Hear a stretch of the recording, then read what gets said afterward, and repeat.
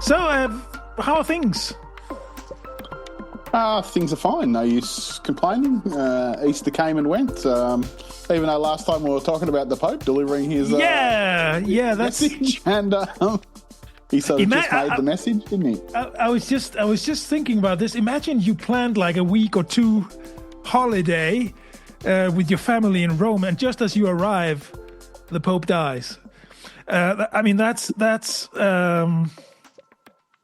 Going to Rome over Easter is you're just putting yourself into pain anyway, because there's going to be lots of Catholics over Easter. But then when the Pope dies, it's the masses that are coming into Rome and will be there for the next, I guess, until the conclave is over. Wow. Yeah. Till we get the puff of white smoke, isn't it? Is that the puff of white smoke symbols that they've made a decision? Is that right, or they haven't? Correct. Yeah, that's true. It's black when they haven't reached a decision, and white if they've come to a conclusion or a decision. I could imagine that that it wouldn't be all about what's best. There'd be a lot of politicking going on. Oh yeah. Whose candidate they could get across the line, and and whose candidate's not there, and things like that. So it's have you seen there's a new film called Conclave, which I have not seen it, but I'm going to go and find it and watch it. Apparently it's okay. Have you seen it? Yeah, I've seen it. Actually, we saw it just because of Easter. We just let's watch something from the Vatican, and then like 2 days later the Pope died. So Is it on Amazon Prime or on Netflix over there? I don't know. Maybe it's on Netflix, depending on the region, I guess. But we can also rent. We have this Apple TV box, so they put stuff up for rent. Definitely. So So to the listener, you're listening to Southern Summers and Northern Winters. Before we forget to introduce ourselves, I'm Anders, and Mark is in the other end, sitting down in Australia. Hi, Mark. I'm very good. It's been a couple of good weeks since I spoke to you last. I got a fair bit done at Easter. I actually cleaned my office here that I'm sitting in. It was more of a dumping ground, so I spent probably a good 4 days pulling everything out. I went to a hardware store and bought some racking that goes on the walls, and racked one side of the wall, and bought some containers and things like that, and actually turned it back into a nice office sociable area where I can do my work, obviously, and talk to you while we're at the desk here. But I've also got a big 65-inch TV in here and some chairs and my record player and things like that. And before it's hard to relax when you're in a mess. So, so I thought it was time I straightened all that out.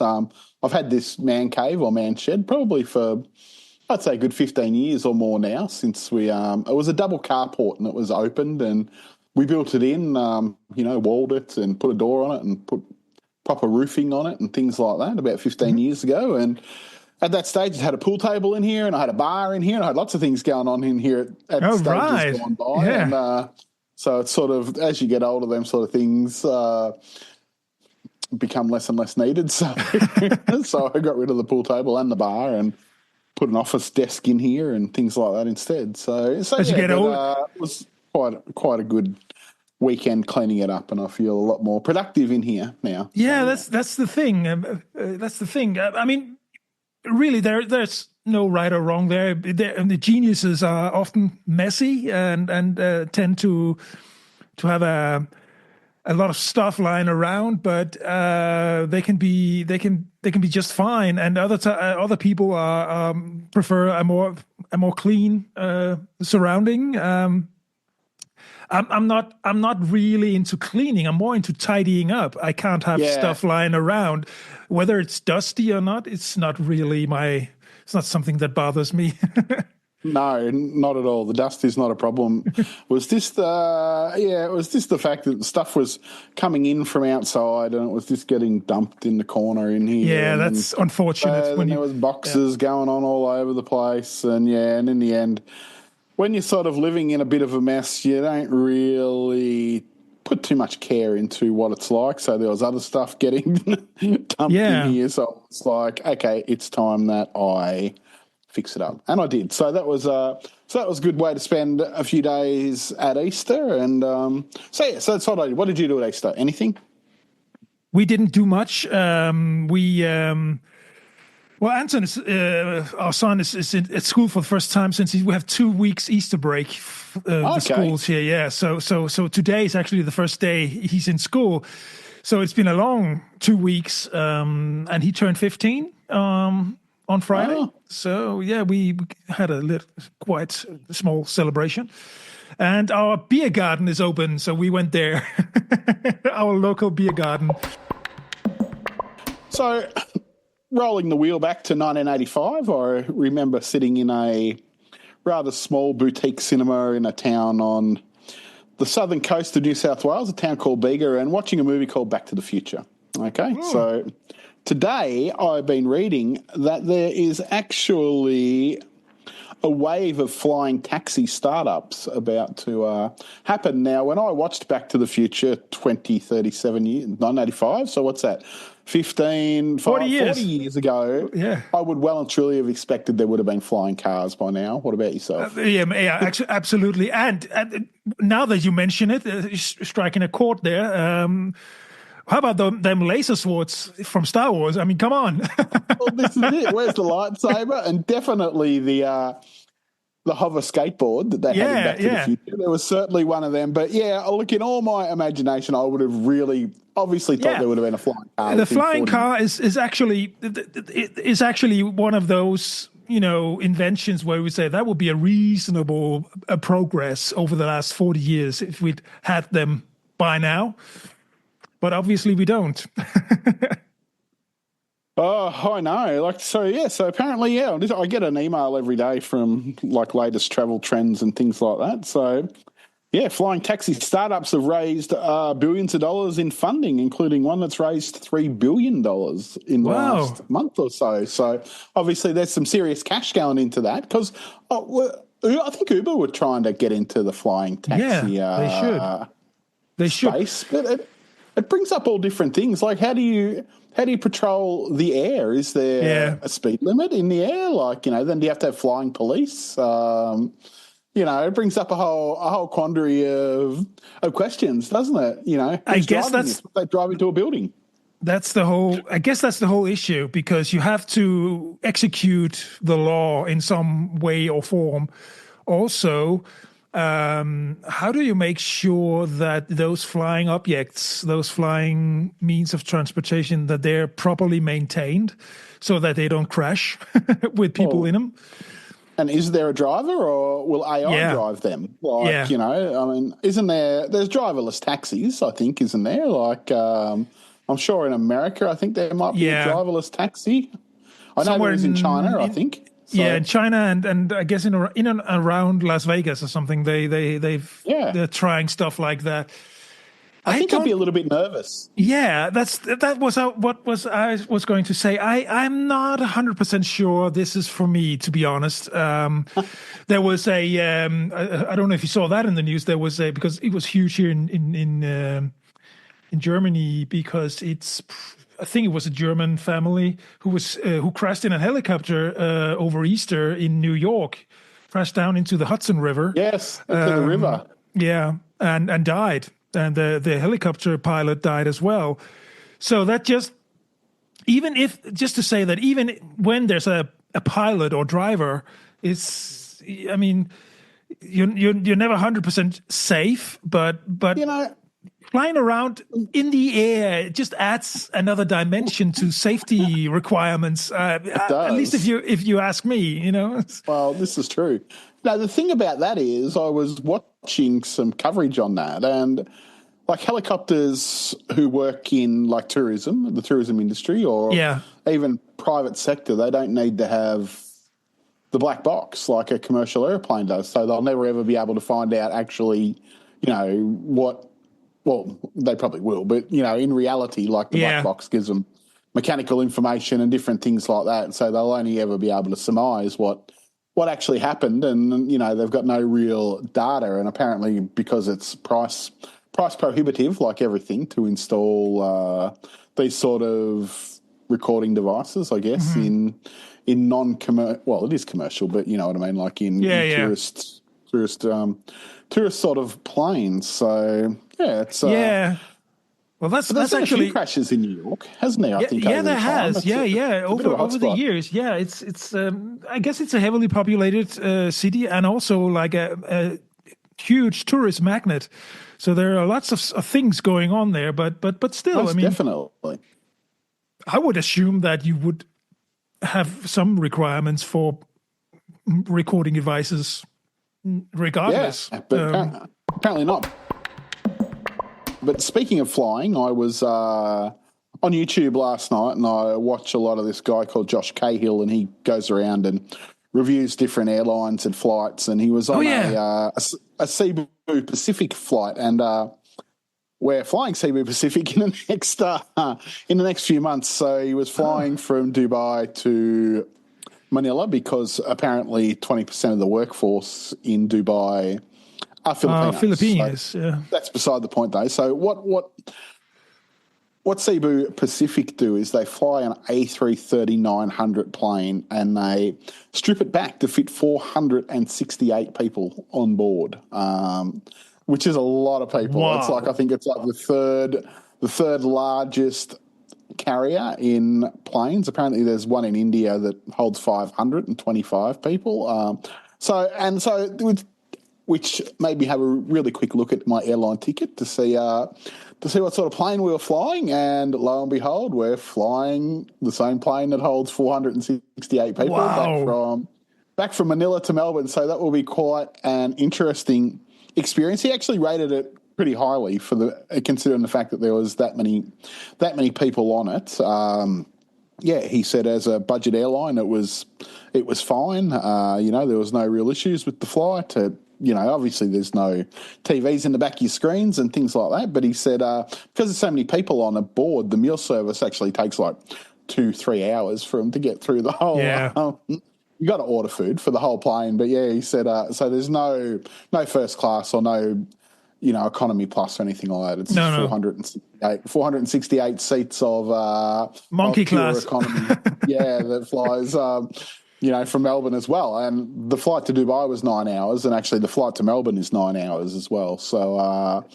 So we'll see how that is. And he was probably a bit luckier because his flight went overnight. Ours is during the day. So it might be 9 hours of being awake. I think it leaves Manila at like 12:30 and gets into Melbourne at 11:30 at night. So it's a 9 hour journey. I guess I better download some Netflix movies and take exactly. I was just going to say some audiobooks and stuff, But yeah, I'm interested to see like how many toilets are on board and things like that. Yeah. When you've got like 468 people, and I can imagine that if you need to go to the toilet, you probably should go early on in the flight before they get a bit, plane toilets can tend to get a bit grubby on the floors, especially if there's lots of men going to the toilet and stuff like that at times. So it'll be interesting to see how this flight goes. I know people who've flown Cebu Pacific before. They reckon they're okay. The seats are a little bit firm, but hey, if you're paying budget, I think the flight was only $250 between Manila and Australia, so it wasn't overly expensive by all means. But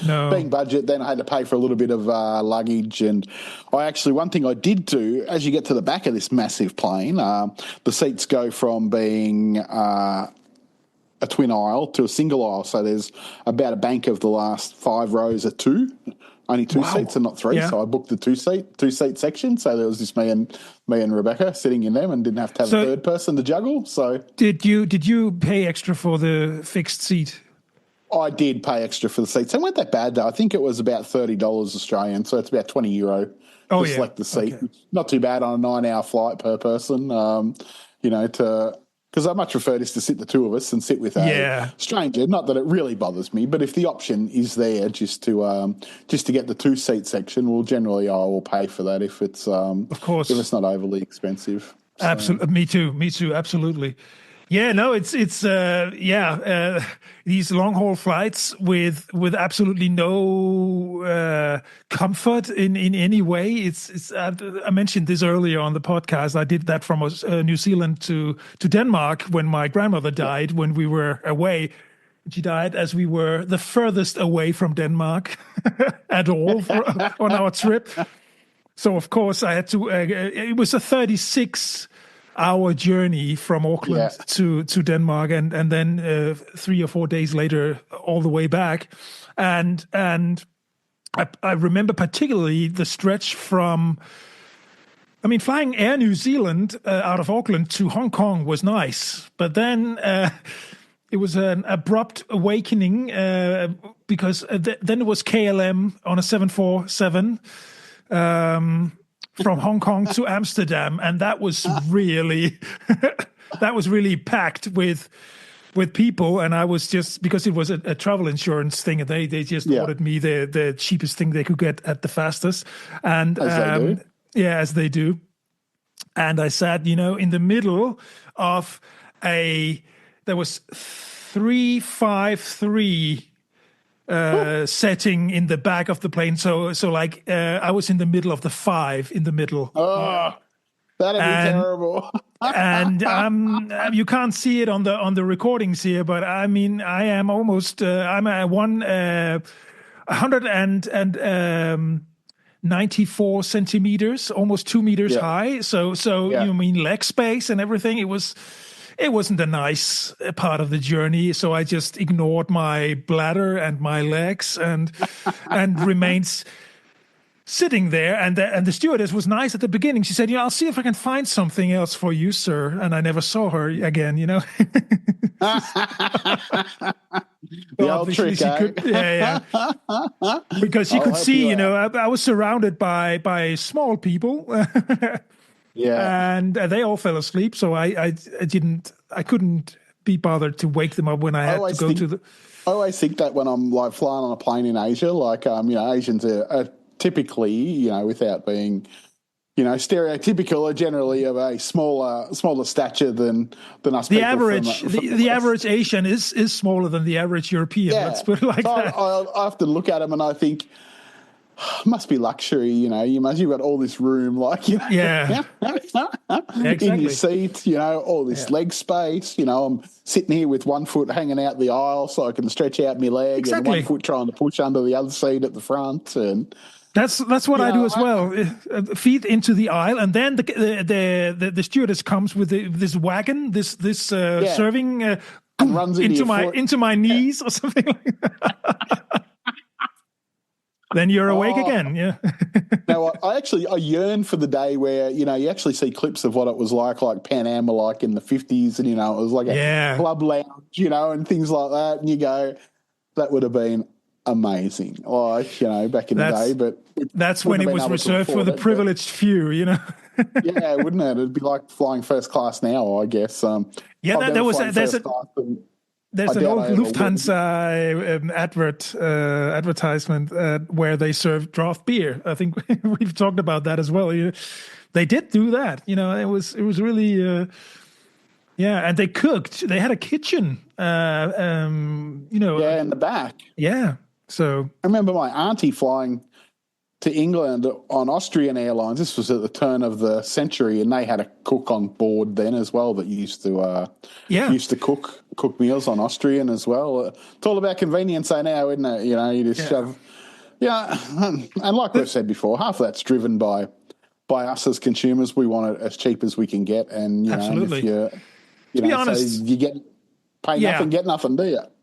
To be honest, I if I had the choice, I wouldn't pay extra for service. You could, as you mentioned, you could sit in first class, but first the price difference between first class and economy is just hugely, ridiculously, vast. There's a vast difference, and it's just why pay? I mean, if you're a business traveler traveling all the time, plus 200 days a year or whatnot, then maybe you can get your company to pay for some of that, and you can get it. You can get some bonus in kick back or whatever, but still, the first class pricing is ridiculous. Absolutely. Yeah. Like I often, flying, even though I've flown a lot, flying frustrates me. But once I get off, I go, okay, that wasn't too bad. Yeah, exactly. You sort of get on with it while you're on there. Sometimes a bit of frustration, but hey. So I think last episode too, we were talking about how there's a lack of tourists going to the United States. I read today that the Big Donald has sacked like 5 of the board members from Brand USA this week, who is the tourism arm of the US, because they can't attract visitors. Now, I wonder why they can't attract visitors. Maybe he should sack himself. It's probably not their lack of. It's probably not a lack of expertise and competence from their side. It's probably somewhere else in the system that might be a lack of leadership at the top.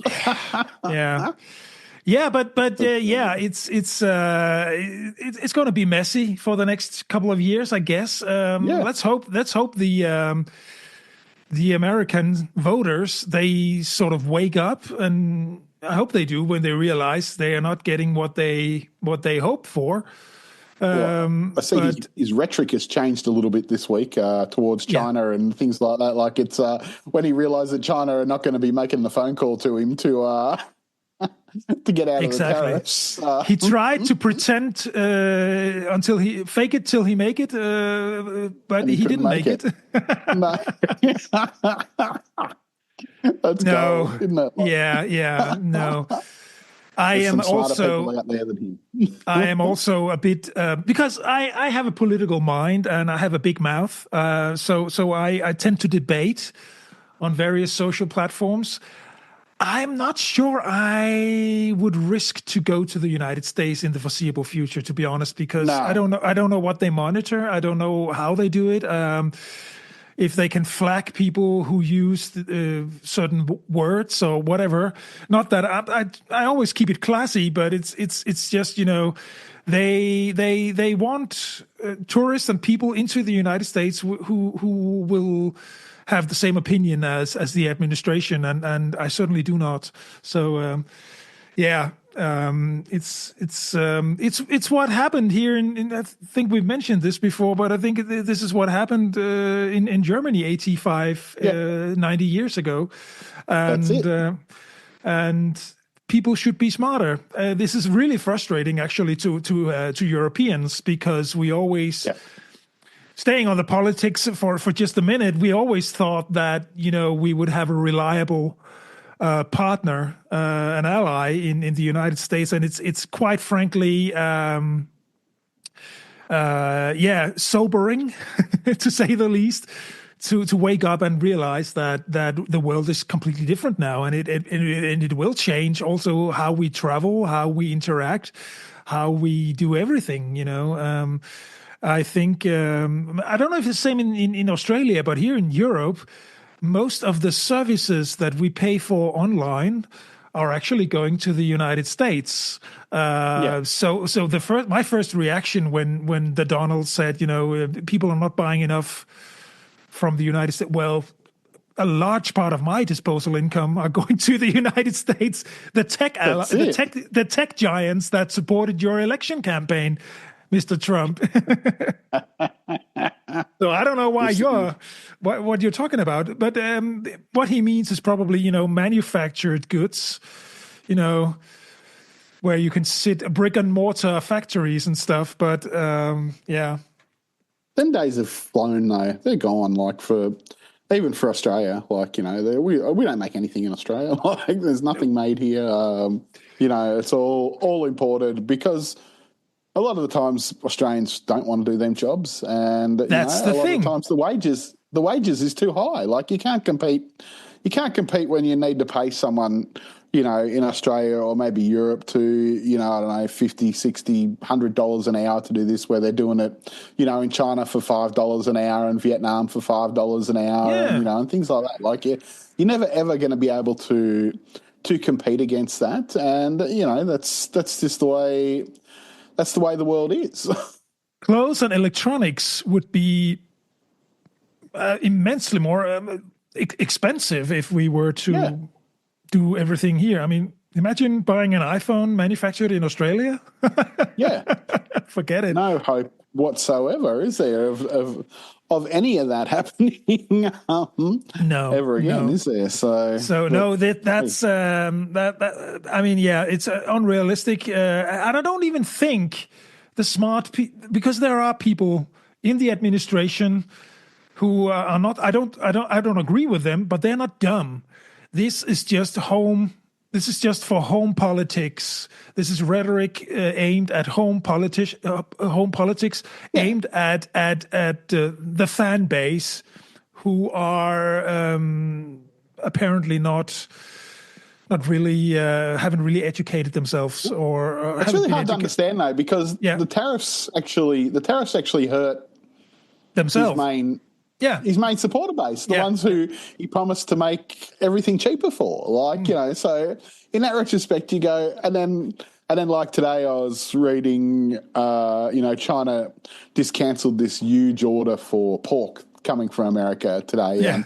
And they did that, they reckon, because that will hurt farmers in the Midwest, which are predominantly voters for Trump. So China will cancel all this stuff that comes from the heartland, that comes from his supporter base, So does Europe. Europe is doing exactly the same thing. The European Union are targeting exactly the same the fan base states where the industries that will hurt the most. Of course, yeah. So Was it busy in Munich over Easter? Was there a lot of tourists around, do you think? There are a lot of tourists at the moment, because we've had a couple of fairs and or conventions. There's a lot of stuff going on. Also, it's Spring Fest. We just had the Strong Beer Fest, which goes from mid-February until Easter. It's actually, in the good old days, they would make strong beer because it would last longer. It wouldn't go stale. Hundreds of years back. So the monks, they created this stronger beer. So they would have for 6 to 8 weeks of beer up until Easter. And now that, this type of beer, strong beer, which has a percentage more of alcohol than normal beer. We've had lots of strong beer parties, strong beer fests in and around Munich since mid-February and up until Easter. And now that Easter is over, we have sort of a spring fest, Easter fest, spring fest, and now. Actually, this week we go into Mai Fest. The 1st of May is this coming Thursday. And so they have these maypoles, and there are communities surrounding these, and they sell beer and brew beer, and so it's one big beer fest, It sounds like there's a festival all the time, isn't it? There's any excuse. The monks have got a lot to answer for, haven't they? Yeah, they do. They do. Especially them ones out at at Vine Stefan, which was 1,000 years old. I think they've been brewing beer. It's the oldest brewery in the world. Munich there since. Yeah, that's true. It's one of the oldest. I think it's the oldest brewery in the world. I think it is the oldest. Yeah.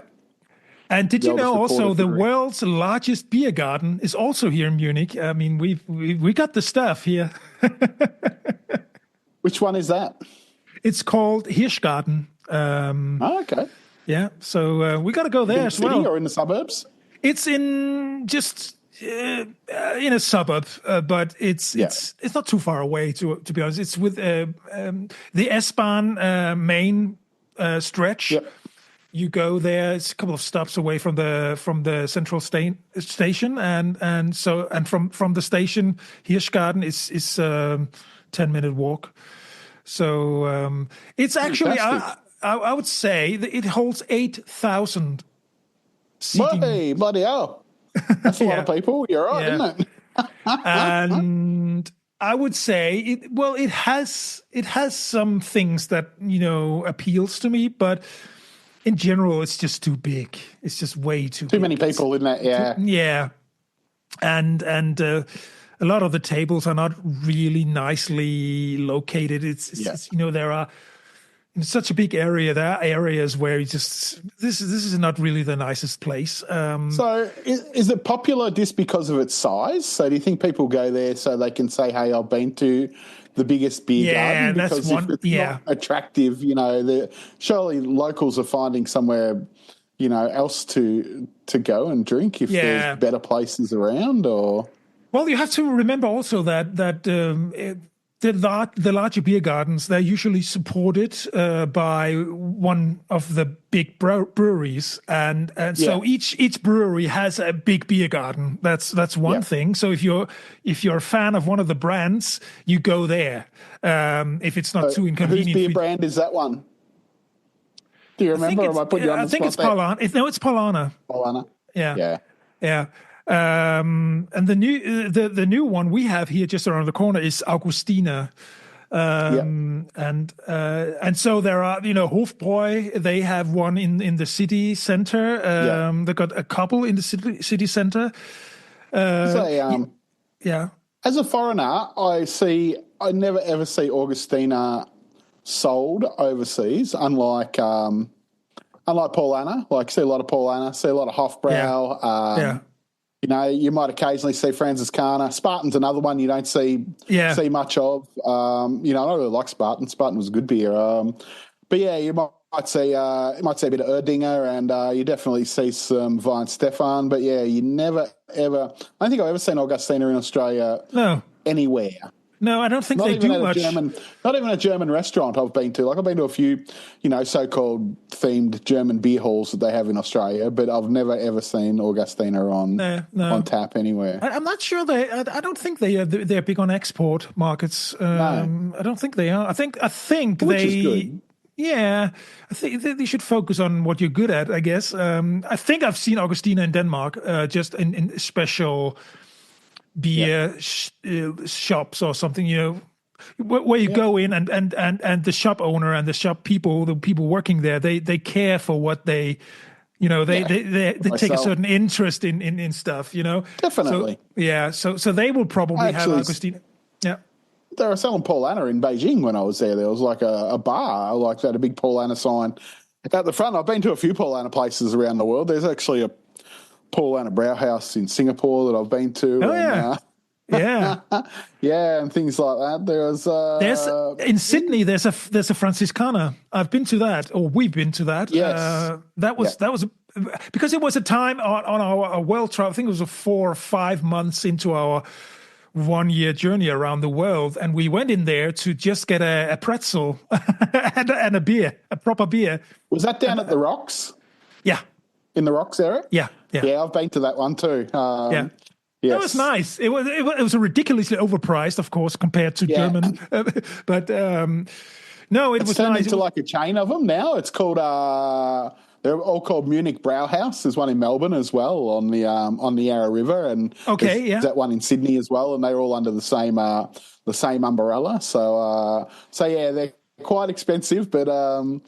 The one in Melbourne we used to go to a fair bit because it was right in the city centre on the Yarra River. So we used to call in there and get a litre Stein. But a litre Stein now in Australia costs you like about $35. So it's 20 odd euros, 22, 23 euros. So is that for a litre for a big one? Yeah, for a litre of German beer. So you're paying more because you're paying because it's imported for a start, and beer's dear in Australia anyway. So you're paying around 20 odd euros or more to get a litre Stein. So then if you want to top it off and you want to get a pork knuckle, then that's probably another 30 euros on top of that. So so you're probably going in looking at, if you want to have a few beers and a pork knuckle and a pretzel, you're probably coming out with not much change from €100, put it that way, a person. Yeah. So yeah. Let's talk about that because, the price of going out and, how far do you get for your euros or dollars? Here in Germany, you can go easily to a German-themed restaurant. So just typical German folklore kitchen. The three of us, our son, he's a teenager. He's pretty hungry and likes to eat a lot. He can take a big portion. And he will get a Spezi. That's the Coca-Cola and Fanta mix. Yeah, the Coca Fanta mix. Yeah, yeah, cola mix. And we will each get a beer. My wife and I. She'll get an alcohol-free, but alcohol-free beer are not cheaper. They cost the same as normal beer. No, that costs dearer sometimes. Yeah. So, and that will set us back. Food for the three of us and a drink, a beer. Probably 60 to 70 euros. That's probably in that area. I don't reckon that I could go out in Australia with three of us, with me, Beck and Marley, for under, so that would be 10, 5, a beer would be 10, 15, 20, 100, maybe 120 Australian dollars at the cheapest. So that would be about 60? Yeah, about 70 euros, 80 euros. So that's not too bad, actually. That's not too bad. Actually, I thought the difference would be significant, but no, it's depending on what you order. That would be just to order. Say that would be like a chicken schnitzel or something. So like a chicken palm, palmy, or because in Australia there's like 25 different types of schnitzel you can order with things on top of it. So that would be the base. So you're looking at maybe $30 for a schnitzel, so about 20 euros per schnitzel.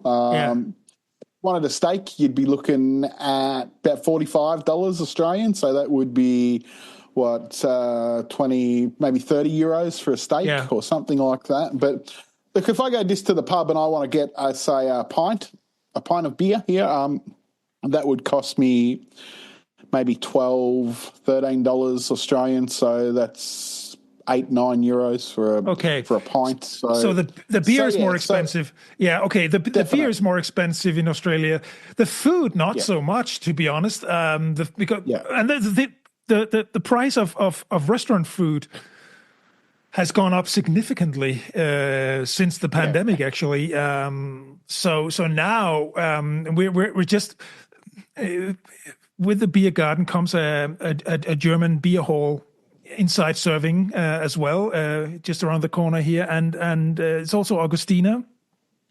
So they have a burger for 18 euros. Just a burger. Come on, I think that's ridiculously expensive. And the roasted pig, pork will be around 20 euros as well. So yeah. So but the beer is like 5 euros for half a liter. Yeah. So yeah. So like if you went to a pub here and you ordered a burger, minimum you would pay would be 14 euros, probably minimum. So about $25 would be where they start in Australia at a pub for some sort of burger concoction. Most of the time. You get some chips with it, probably. You might get some salad with it, maybe, if you're lucky as well. But yeah, generally $25 is probably where you start, and that's probably the cheapest thing that you could actually order on a menu at a pub or somewhere like that in Australia would be a burger. You might be able to get one at lunchtime. They have lunch specials.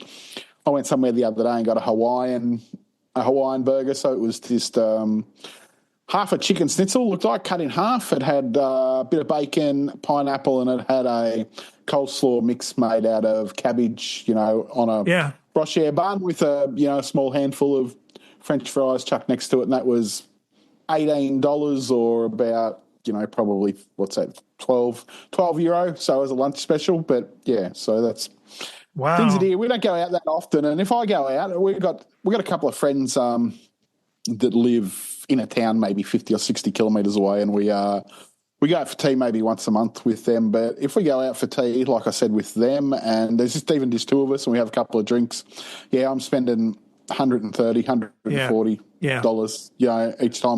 each time we go out. So it's certainly not cheap to go out, but it's not even cheap to get takeaway anymore either. No. You can't. Is it cheaper to cook at home than to go out? That's expensive as well, isn't it? Yeah. So I don't know. I would suggest that we probably spend in Australia. This is a good question, actually. So there's an election next weekend. So there was a debate last night on TV. Yeah. And they were asking the politicians if they knew how much a dozen eggs were. Like, this comes to the fact as to whether they know the pain that the normal person, is suffering in the cost of living crisis. So, okay, so Mr. Dutton, how much is a dozen eggs? He's the opposition leader. He says $4.50. Mr. Albanese, he's the Prime Minister. How much is a dozen eggs? He says $6.80 or $6.90, when in reality a dozen eggs in Australia now is around $8. So neither of them had any idea, literally, how much eggs are, which, just makes them look even further separated from what the ordinary man actually knows, thinks, or needs. So, but we would spend probably easily $500 Australian a fortnight on groceries. So that is, with a bit of quick maths, I don't know what the exchange rate is these days. I'm just trying to work that out here. But so it'd be somewhere around €300, I guess, a fortnight on food, which is a lot of money. We can go. Groceries in Germany are by far for a Western European country, we have the cheapest groceries. So we're quite fortunate in that regard. I mean, the former Eastern Bloc, East European Bloc, they have cheaper groceries, locally manufactured and all.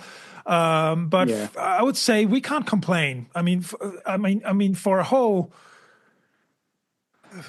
week, €50 is normal, 50, 60 euros. So that's good. That's 200, maybe €250 a month. Yeah. And we're three, and we don't miss anything. I mean, we've got what we need.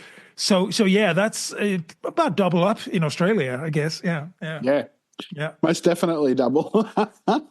Wow. So it's a little bit crazy, but that's what do you do? And and we're not buying anything extravagant there. We're not going out to buy, roast bits of beef or pork or anything like that. It's just mainly chicken and sausages and mincemeat that we can make spaghetti out of, and stuff like that. Yeah, so there's nothing flash in that. If you wanted to buy, like a roast, like a leg of lamb, which is generally, 1.5 kilos, 2 kilos, you'd be looking at $50 Australian for a piece of meat. So that's, €30, €35 for a piece of that's probably not too bad. Lamb is not that common in supermarkets here. It's no. You'd have to go to a butcher.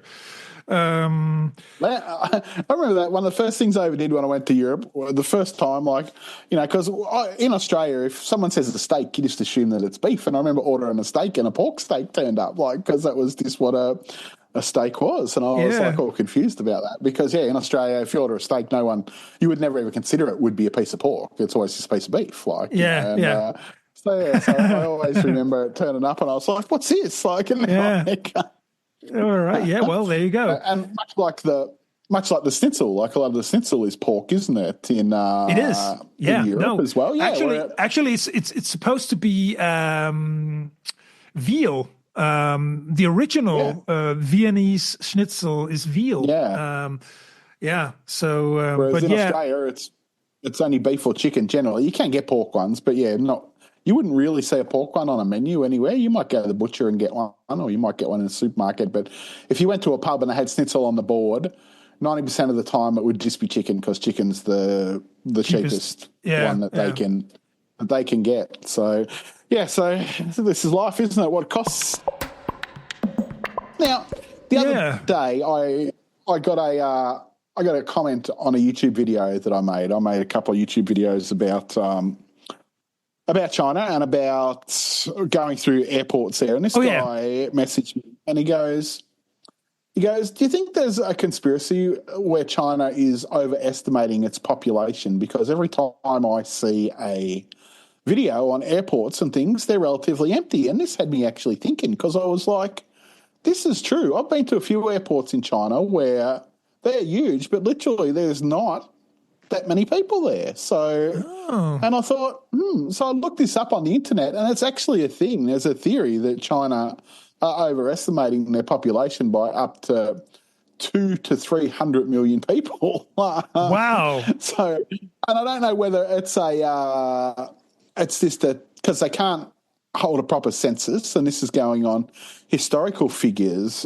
historical growth rate from what it was, that they estimate their population at 1.3 billion or whatever it is, when in reality it might be closer to only 1 billion. And I'd never actually thought that before, because and it's correct. Like, if I go to Melbourne and I go to Beijing, I reckon there's more people walking around the streets in Melbourne than there is in Beijing. And there's definitely a lot more cars in China, but even to go to the place where Willow lives, it says there's a population of 10 million. When I walk around there, I would suspect that it was only a mid-level city of a couple of million, like, not 10 million. So, yeah, it's really strange. And had me thinking, and it's a strange theory, but it's a theory that could possibly be true, I think. So it's not just in the airport, not in central travel hubs. It's literally on the streets. Because my first thought would be, maybe the Chinese don't travel much.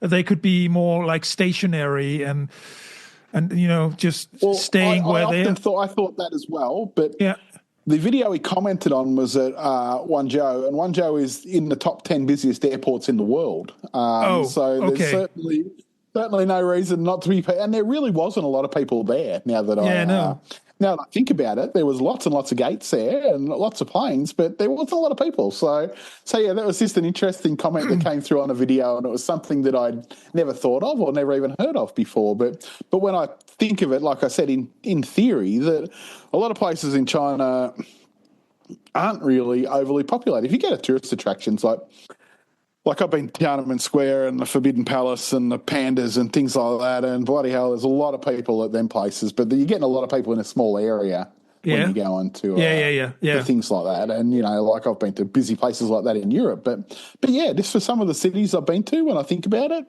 not as crowded as what you would expect when you talk about 1 billion people. Is that because China is so vast, so big that people spread? I would say so. Yeah, I would think that as well. But why would they do a lie about their population? Maybe it's an intimidation thing. The more people they say they've got, the more menacing. Maybe they look. Because if I been to Beijing, as I said, and like Beijing's got nearly the same amount of people as Australia's got in it. But yet, if you walk around there, you would go, no, there's not 28 million people like here. I know it's a really big city, and there probably is because the houses are small and things like that. But just as a perception, of what you see, when you say there's 28 million people, you go, well, far out. Like, you must be walking, shoulder to shoulder, everywhere in the main sections of the city and things like that. Yeah. But yeah, you really know. Crazy. It's good if there are like 300 million people less. That's good for the environment. Good for the globe. Yeah, definitely. Well, definitely. Yeah. So that was just a little. Yeah, I never heard about that. I like getting comments like that because that makes you think. Either had I, and I Googled it, and it's actually a thing. If you Google it, it said, is there a theory that China's overpopulated? And yes, all these results come up. Yeah, really? So people are obviously have been talking about it at some stage. So quite. There's a theory. I think it was Elon Musk who said, we're worried about overpopulation, but we should rather be worried about underpopulation if you look a few hundred years into the future, because we might start populating the solar system and go elsewhere, and planet Earth will be deserted more or less. Well, I don't know if he's saying so much, Elon Musk, but there's low birth rates everywhere. People are not having kids anymore. Though. That's a problem in a lot of countries, and including China. Now, China had a one-child policy for so long, but now people are not having kids. Same, a lot of Asian countries are like this. I think South Korea's got the lowest birth rate, in Asia. People are not having kids. It's not something that's done anymore, I guess. It's something to do with, I think everyone that for it's themselves. because of the rise of income and education level, Yeah. and so people are more cautious, and they're planning more cautiously, more determined to reach a certain stage in their life before they want to have I would children, think and then so. yeah. I don't know, but in Australia, unless you had like you certainly couldn't live on an average wage and buy a house and have a wife and kids all at the same time. Like that would just be impossible. You'd need to have two people working, both years working, in order to, to afford some sort of house, especially in Melbourne, where like the median house price I think is like $800,000 Australian to $1 million or something like that. So, 600,000 euros or something like that. Like, I mean, that's, how do you pay that off on one wage? Like it's, unless you're, in upper management or some entrepreneur or run your own business or something like that. Like, exactly. Yeah, no, that's impossible. We have the same thing here in Europe. Most of Europe, Yeah. you can't have just a one income family and have a large house. That's impossible. It's just not. The problem Which is what they did in the old days. Yeah, the problem is, as you say, in the old days it was like that, and the problem is much of the here in Germany, for instance, in southern Germany, sort of the daycare situation and the whole infrastructure of daycare and public transportation. It's based on fewer people going to work and more people staying at home, taking care of the family and the house.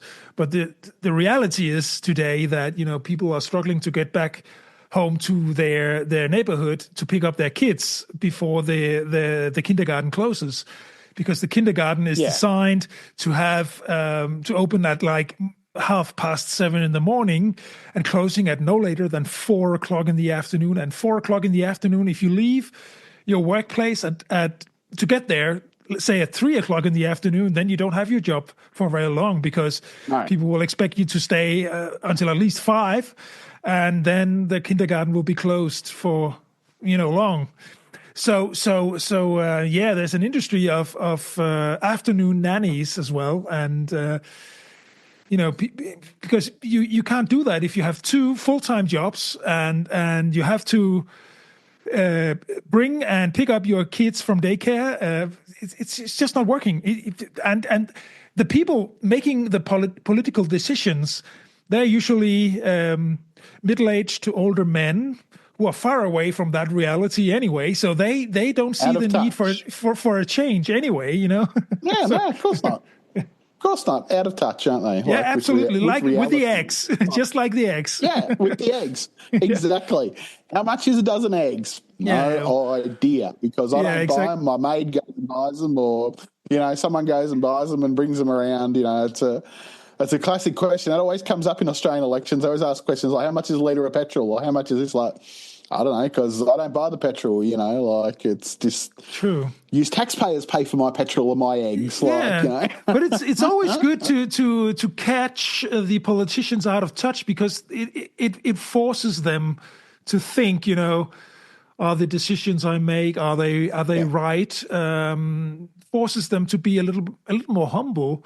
I mean, a dozen eggs here in Germany will be around €3. You can buy them cheaper. I think they were fairly dear. The ones they had, they were non-cage ones. So whatever they are, free range jobs. I think actually the cheapest eggs I can buy that we get are about $6. So that's probably about €360 or €370 you can sometimes pick them up for. But that would be the very cheapest for a dozen eggs would be around $6 Australian.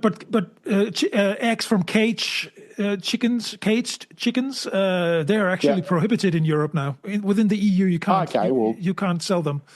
So there you go. Them eggs would be $8 then in Australia, or or €5 in Australia.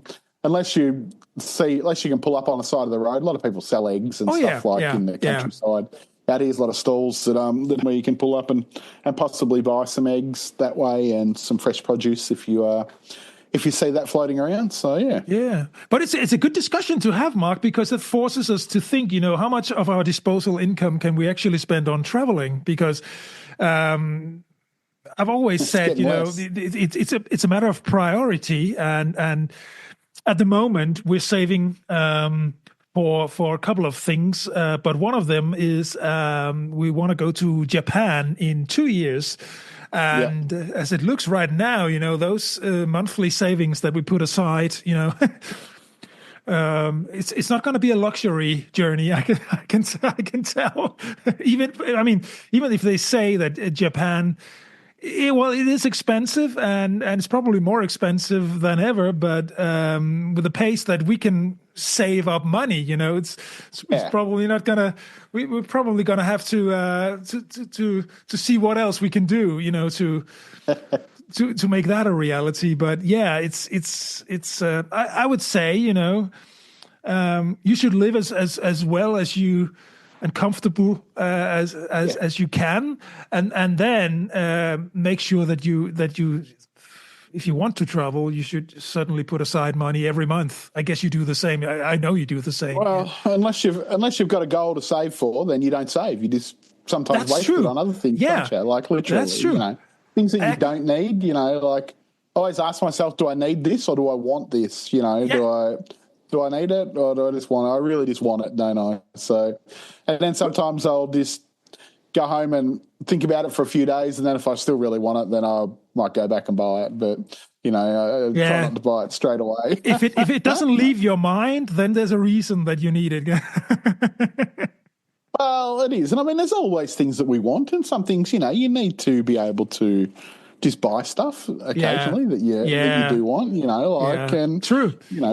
We all need our toys. Things like that that we like. Like I probably spend way too much money on camera and video equipment and stuff like that. And but hey, that's what I like to do. So yeah, of course. I mean, that's you are a content creator. So I mean, come on, that's what you do. No, I mean it's always a balance, really. We're thinking, oftentimes maybe a little more. Just as we came back from our big journey, but I would think, a couple of €100 for this, I could almost buy a plane ticket to Rome for us all or something like that. Always compare how much airfare would I get for this amount of money? Yeah. I still need to book somewhere to go in December for 2 weeks to take Marley. And I was like, so I had this money put aside for a while and it's just been sitting there. And I'm like, well, so I've got like about $7,000 Australian sitting there that we could spend that had been there for 12 months.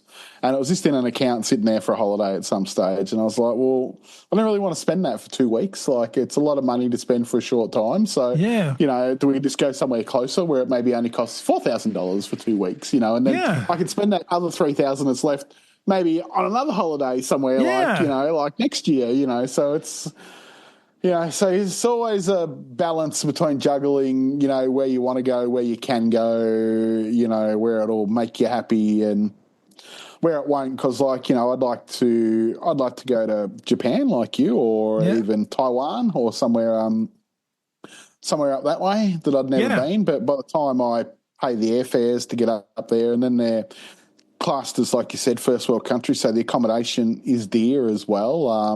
Whereas if I just go to Bali or Vietnam or even Malaysia, I know I can then, the airfares are cheaper and the rooms are cheaper, the food's cheaper, but I've been there before. So it's like that whole way up, the urge to go somewhere I haven't been that's going to cost me more, or the urge to just go somewhere that we have been, but I can go somewhere in them places that we haven't been, if you know what I mean. Like if I go to Bali, I can go to Lombok or Gili, which is some islands off Bali and things like that, and go, okay, well, I haven't been there before. So, so I could do that easily for $4,000 for a couple of weeks with tourists, but So that's probably, you're leaning towards Bali, or I am, but the problem with that is I'm going to Bali in October, so I'm going back to. So then am I going back to Bali again in December, 2 months later? So that's the real pondering about it. So I've only just been there, But then I'm going to go back there. But really, I only really have to land in Bali itself, and then I can go to some of the islands off Bali, which are not necessarily Bali. Speaking of that area, is it true that they're building a new capital on Borneo? Yes, the Indonesian government They're building a brand new capital to get out of Jakarta, because Jakarta's sinking, apparently. Yeah, that's what I heard about that, yeah. Yeah, a lot of it was built on reclaimed land, and because there's so many people, like Jakarta's sometimes the biggest city in the world if you count the metropolitan areas, like 35 million people or something in there. And the traffic there is crazy, because I have been to Jakarta once about 5 years ago, and it was busy. There was 35 million people in that city, I can tell you. Actually stayed in this fantastic hotel there, just near the airport, and there was a swimming pool on the roof, and you could sit in the swimming pool and you could watch the planes line up and just come in and land. It was fantastic. I remember sitting there with a beer. It was always hot there of an afternoon, having a beer, leaning against the edge of the pool, just watching jumbo after jumbo come in and land at the airport. It was a fantastic place to stay. So that reminds me of a stay we had in Townsville in Queensland, and we could watch out over the ocean, and you would have the cargo ships.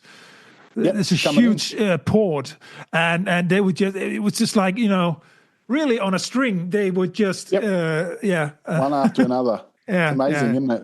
Yeah, some of the things we find amusing, isn't it? Exactly. So, yeah. Well, Mark, it's already over an hour. It's been fantastic talking to you. Always great to catch up. We'll do it again next week, I guess. We will, I guess. So. If you're listening and you have comments, questions, suggestions, whatever, just actually just anything. Anything. We'd be happy to hear from you. Most definitely. Yeah, I'm always, thinking, what are we talking about? Or Alex, my wife, what are you talking with Mark about today? I don't know. We'll find something. And we always do. I actually think about that myself sometimes. I think, now, what are we going to talk about? I'm going to actually have a look around and see if I can just write a couple of things down. So I've got a couple of points to start off with, and then it generally just goes off from there once we But I was thinking, before we started the podcast today, I was thinking about mentioning the Pope, and you came up with the same thing. So yeah. Brilliant minds think alike. That's why. Yeah, exactly. So Mark, say hello to your lovely wife and family. Yep. And don't forget, everyone, to find our Facebook, YouTube. It's all over the place. So log in and see what we're doing. But we're working on indexing. We're working on indexing the podcast. You just sent me a couple of transcripts this morning, and I will put them up so that it will be easier for people to find us. Them, hopefully. Yeah, exactly. Yes. So going forward, but anyway, you say hello to your family for me, and you do the same, Mark. Have a great week. I will, and I will talk to you next week. Bye, everyone. Bye.